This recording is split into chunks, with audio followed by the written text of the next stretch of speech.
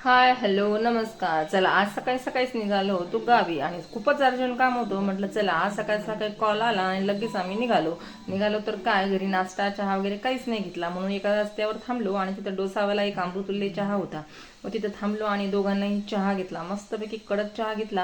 आणि तिथलं वातावरण तर बघा खूपच सुंदर होतं, मस्तपैकी झाडं झुडपं खूपच छान होते. आणि सगळ्यात पहिलं म्हणजे एकीच बाजूला हायवे जात होता. मग आम्ही तिथं बसलो आणि दोघांनाही चहा घेतला, त्यांनीही घेतला आणि मी पण घेतला आणि थोडंसं गप्पाही केल्या. म्हटलं चला आज जर आहे बाईकवर तर खूपच बोर होऊ लागलं, कारण ते आवाज आणि ते इतकी हवा लागत होती की बस. मग इथे समोर आल्यावर तुम्हाला मी इथलं जे आहे हे सगळं शूट केलं आहे. म्हटलं चला समोरचा जो नजारा आहे खरंच बघण्यासारखा होता. म्हटलं चला आज गावात गेलं की काहीच दाखवायचं नाही, कारण मागे पण गावाला गेले होते तर मी तुम्हाला थोडंसं शूट केलंच होतं. म्हटलं आज जे आम्ही ज्या रस्त्याने गेलो तर ते खरंच बघण्यासारखं होतं, म्हणून आम्ही जे आहे असं मस्तपैकी आता हळूहळू निघालो. आणि बघा तुम्ही इथं मस्तपैकी हलकासा पाऊसही पडला होता, इतकं छान वाटत होतं की बस. पण तिथं नेमकं असं झालं की उतरावं असं वाटत नव्हतं, कारण जे काम होतं ते पूर्ण आम्हाला अर्जंट होतं.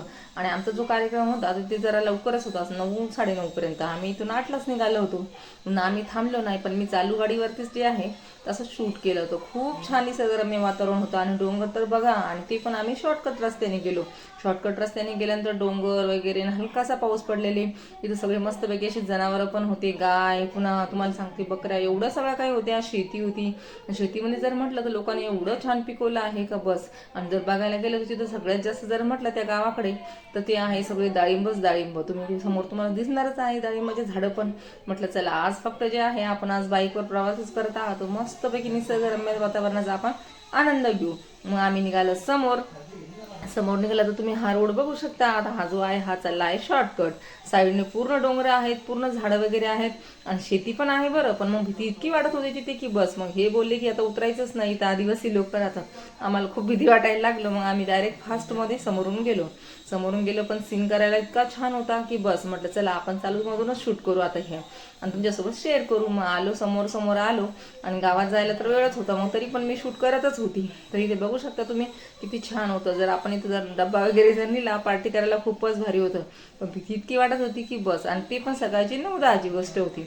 तर तुम्ही ते बघा किती छान डोंगर असा हिरवागार मस्त वाटत होता, की असं वाटत होतं तिथं उतरावं आणि वरती चढावं. पण मग ते शक्य नव्हतं, कारण पुढचे जे कार्यक्रम होतं तेही झालं नसतं. म्हणून आम्ही असं हळूहळू बऱ्याच वेळा असं पुढं गेलो. आणि तिथं जर बघितलं तर खूपच छान त्या गावामध्ये जे होते असं शेती वगैरे करणारे लोक सगळीकडे शेती वगैरे इतके भारी करत होते की बस. मला तर खरंच इतकं आवडलं. कधीतरी गेलो ना आपण, असं आपण जर गावात राहिलो तर आपल्याला आवडत नाही, बोर होऊन जातो पण खेड्यागावामध्ये जर गेलं तर.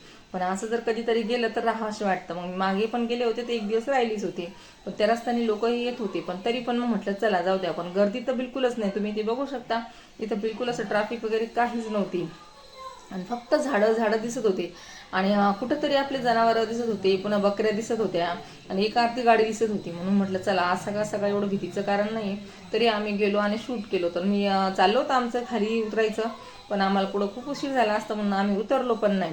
तर असा होता त्या गावचा रस्ता. आणि तुम्ही इथे बघू शकता इतके सगळ्या लोकांनी इथं बगीचे लावले होते की बस. खूपच भारी वाटलं. म्हटलं चला आज काहीतरी म्हटलं वेगळं काहीतरी म्हटलं तर आज इथे सगळं वातावरणामध्ये आपण फिरलो आहे.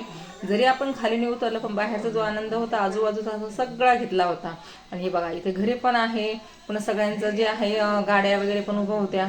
आणि इथं जे आहे इथं गाड्या पण चालू होत्या, त्याच्यामुळे रस्त्याने काही एवढं विशेष नव्हतं. पण मागे जे होतं ते खूपच अडचणीचं गाव होतं आणि ते खूप भीती वाटायला लागली होती. मग मस्तपैकी आता पुन्हा वर समोर गेले, शूट करत करत गेलो. आणि मी तर बाईकवरच होतो, थांबलोच नाही. आणि म्हटलं चला आता चहा वगैरे तर झालाच होता, नाश्ता की तर आम्ही करूनच घेतला होता. मग डायरेक्ट आम्ही समोर गेलो. मग थोडंसं गावाचं जवळजवळच आलं होतं.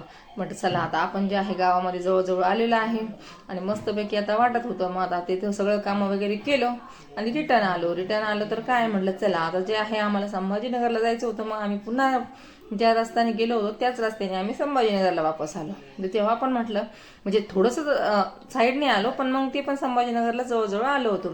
तर असा आमचा आजचा प्रवास होता. आणि खरंच आज जो होता बाईकवर थोडं थकल्यासारखं झालं, पण घरी आल्यावर थोडंसं आराम केला तर बरं वाटलं. खूपच छान असा प्रवास झाला बाईकवरती. आणि 4 व्हीलरमध्ये म्हटलं हवाही लागत नाही, बाहेरचा आनंदही घेता येत नाही. म्हटलं चला आता जे आहे आपण बाईकवर मस्त वाटतं तर बाईकवरच जात जाऊ. मग आम्ही तर पुन्हा समोर आलो. म्हटलं चला प्रवास तर होत राहील, पण आपण आता बाकीच्या पण गोष्टी आहेत त्या तुमच्यासोबत शेअर करू. सगळ्यात पहिले जर म्हटलं युट्यूबने आता खूप छान आपल्याला सरप्राईज दिलेला आहे. आता 24 आवर्सपासून सगळ्यांचे व्ह्यूज खूप वाढणार आहे. तर मला तर खूप खुशी झाली आहे. ज्यांचं ज्यांचं चॅनल आहे त्यांनाही खुशी झाली असेल. आता बघू 24 ऑगस्टपासून आपल्याला काय मिळत आहे काय नाही. तर मग ह्या ज्या गप्पा होत्या म्हटलं यांना मी त्यांच्यासोबत ते गाडीवरती मी करतच होते की बाबा आता यूट्यूबने असं केलं आता आपलेही व्ह्यूज वाढणार, सगळ्यांची वाढणार. ज्यांना 500 व्ह्यूज आहे त्यांचे 1000 1500 तर सहज होणार होते.